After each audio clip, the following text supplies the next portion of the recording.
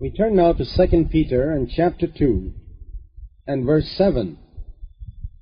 Here we read of how God rescued righteous Lot, who lived there in the midst of Sodom and Gomorrah, distressed continually by the unrighteousness and evil that he saw all around him.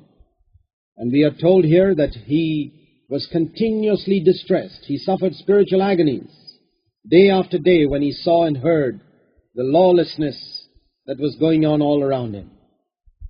And from this we learn, in verse 9, Peter says that the Lord knows how to rescue godly men from temptation.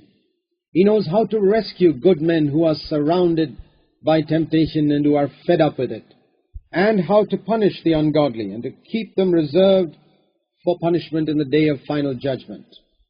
Now from this we learn that in every situation God seeks for those who will stand up for righteousness, even if the majority are unrighteous. In the days of Noah, we read that the vast majority of people in the world were unrighteous. Everyone except Noah and his family, which consisted just of 8 people. They were righteous, but all the others lived in unrighteousness. In the same thing in the days of Lot in Sodom and Gomorrah.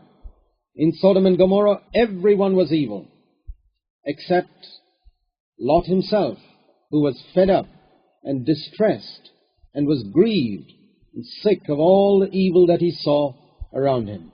Now, even today, there are those whom God has across the face of the earth in the midst of a world which has given itself over to sensuality and lust and evil. God has those who are fed up with sin, who are grieved with the evil that they see around them. And these are the ones whom God will rescue. In Ezekiel chapter 9, we are told of the Lord sending out his angels to put a mark on the forehead of those who grieve and weep for all the sins that they see in the land.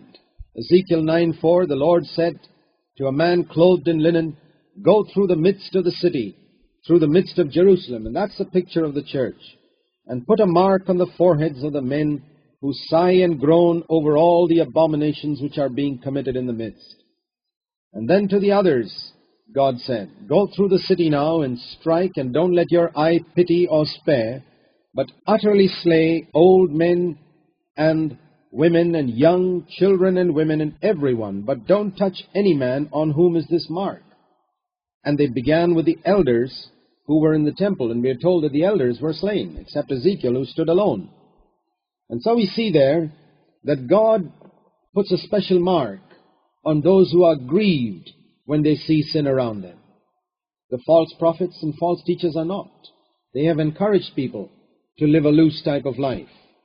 And we are given the example of Noah and Lot and the angels who were punished, and the people in Noah's day and the people who lived in Sodom and Gomorrah, and how God rescued Noah and how God rescued Lot. And we are told to learn an example from that. And we are told that God will keep all the others reserved for judgment. We are told further in verse 10 that God is especially hard on those who follow their own lustful thoughts and who despise authority. We can ask ourselves this question and answer it from this verse. For whom is God's judgment chiefly reserved? Those who indulge in the evil of the lusts of their flesh and who have contempt for authority.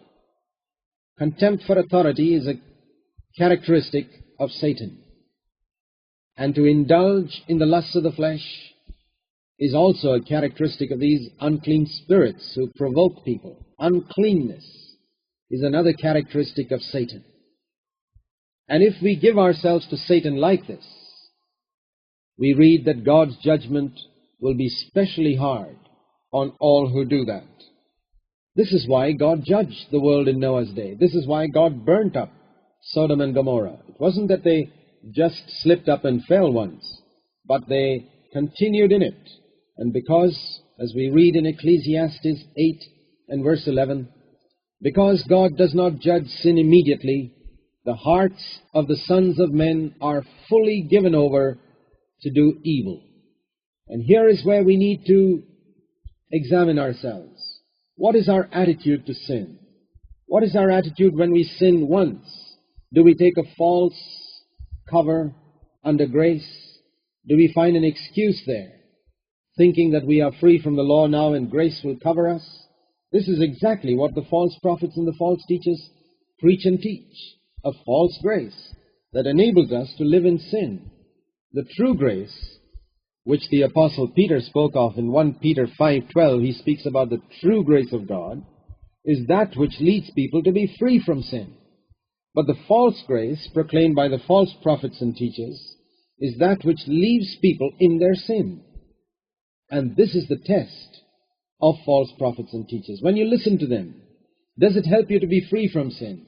Or does it just tickle your mind and give you information and lead you to have a lot of Bible knowledge, but still leads you in this defeated life?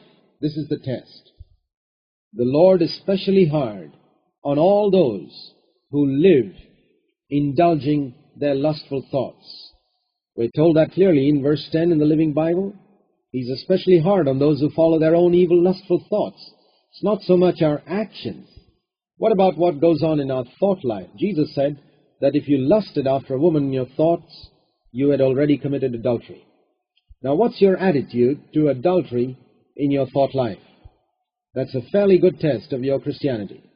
A fairly good test of whether you are being led by false prophets and teachers or by true prophets and teachers. True prophets and teachers would lead you to a life where you would hate lust, even in your thoughts.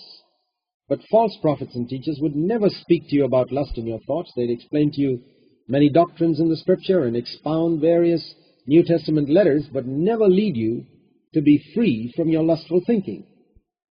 This is the test. And we are also told that God's judgment is especially hard on those who despise authority. Now, in the world, there is a spirit of rebellion. We see that in schools, in colleges, in factories, in offices, in the home, children rebelling against parents, and even in the so-called Christian church. The spirit of rebellion is everywhere, and this is the spirit of Satan. Now, what is your attitude when you see the spirit of rebellion around you?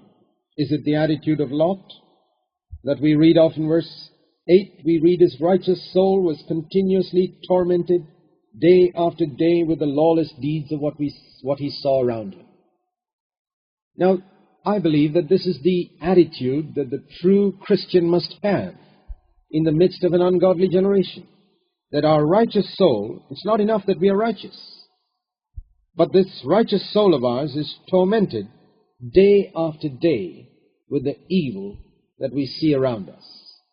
We do not have anything to do with the spirit of rebellion that we see around us. We must teach our children not to have anything to do with the spirit of rebellion that is found in factories and colleges and in the home and in so-called Christendom. For that is of the essence of the evil one, and God's judgment is specially reserved. Remember this. God's judgment is specially reserved for two categories of people. Verse 10 of 2 Peter 2. Those who follow their own lustful thoughts and those who despise authority. Beware of giving in to lust in your thoughts. Beware of despising authority. Don't believe the false prophets who say that once you've accepted Christ, it doesn't matter if you have lustful thoughts, that you cannot but have them. It doesn't matter if you stand up in rebellion. There are many clever arguments that these false prophets and teachers will come and show you. They may even do miracles. The Bible speaks about those who do miracles, lying wonders, it says in 2 Thessalonians 2, and people are led astray. But not those who are able to discern whether a person has the Spirit of Christ or not, the Spirit of purity, the Spirit of humility, the Spirit of love. Further, we are told in verse 10 that these people who despise authority would dare even to scoff at the glorious ones, the glories of the unseen world, as another translation has it, without so much as trembling. They think nothing of scoffing at the glories of the unseen world. They would not even accept God as an authority over them. They despise everything. They are self-sufficient and arrogant and think so much about themselves. Whereas we read that even the angels who stand in the very presence of the Lord are far greater in power and strength than these false teachers, verse 11, but even they never speak out disrespectfully against these evil mighty ones. Even where a person is evil, we are told that the angels do not speak disrespectfully concerning the evil mighty ones. Now, if a person who is in authority is evil, we may say, well, we are justified in speaking out and rebelling. According to this passage of Scripture, no. We are taught to submit, for rebellion is of the essence of Satan. We are to trust God to deal with the evil. He hasn't left it to us to deal with evil authorities. We need to be very careful in the days in which we live that we steer completely clear of this spirit of rebellion that's rife in the world today, and seek to follow in the footsteps of Jesus, who humbly submitted even to evil, and God took care of those who harmed Christ, and He'll take care of the evil around us even today.